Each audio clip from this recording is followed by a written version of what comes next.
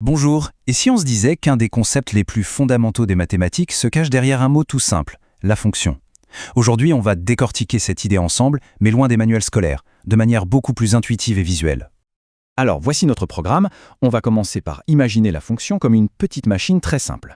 Ensuite, on apprendra à lui dessiner un portrait, puis on verra comment jouer avec ce portrait, et enfin, comment analyser sa personnalité et ses moindres mouvements. On y va? Bon, première étape, c'est quoi au juste? Une fonction. L'image la plus simple, c'est vraiment de la voir comme une machine. On y insère quelque chose, la machine applique une règle, et il en ressort un résultat. Toujours le même. Et là, le mot-clé, le truc vraiment essentiel à retenir, c'est unique. Pour une entrée donnée, il ne peut y avoir qu'une seule et unique sortie.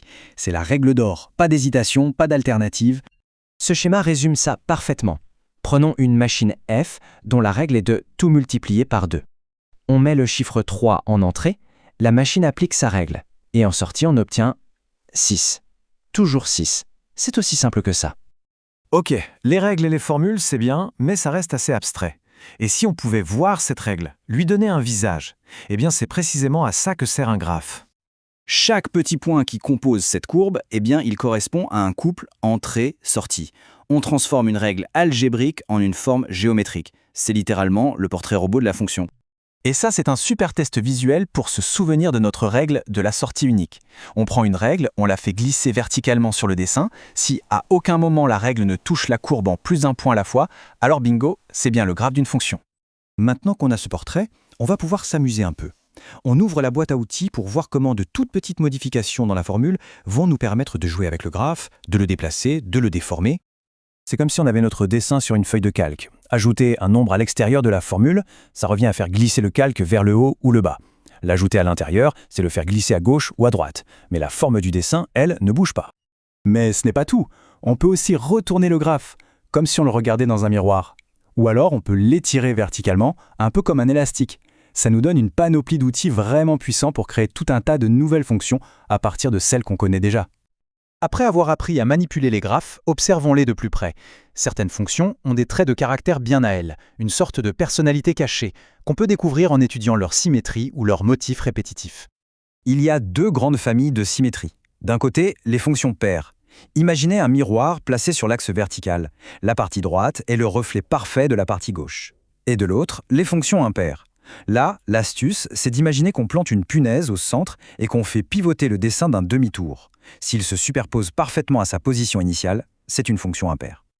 Et au-delà de la symétrie, il y a la répétition pure et simple. Le graphe d'une fonction périodique, c'est un peu comme du papier peint. Il y a un motif de base, et ce motif est juste copié-collé à l'infini. Allez, pour la dernière partie, on sort la loupe. On va zoomer sur le graphe pour analyser son parcours dans les moindres détails. Sa fluidité, la façon dont il tourne et sa direction à chaque instant. On commence par une question qui a l'air toute simple. Est-ce qu'on peut tracer ce graphe d'un seul trait sans jamais avoir à lever le crayon de la feuille? Eh bien, derrière cette question d'enfant se cache un concept mathématique hyper important, la continuité. Une fonction est dite continue si son graphe est un chemin ininterrompu.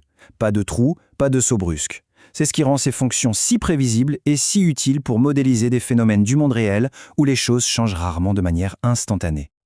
Mais on peut aller encore plus loin. Savoir où passe la courbe, c'est bien.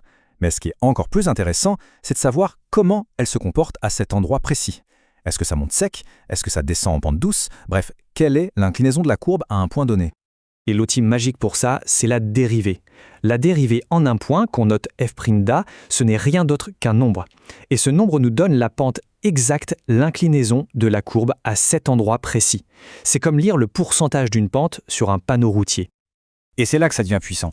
Le simple signe de ce nombre nous dit tout. Si la dérivée est positive, la fonction grimpe.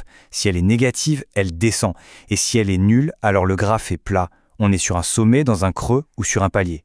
C'est un peu le GPS de notre graphe qui nous indique la direction en temps réel. Au final, on est parti d'une idée toute simple, celle de la machine, pour arriver à un véritable portrait dynamique qu'on peut déplacer, étirer et dont on peut analyser chaque virage.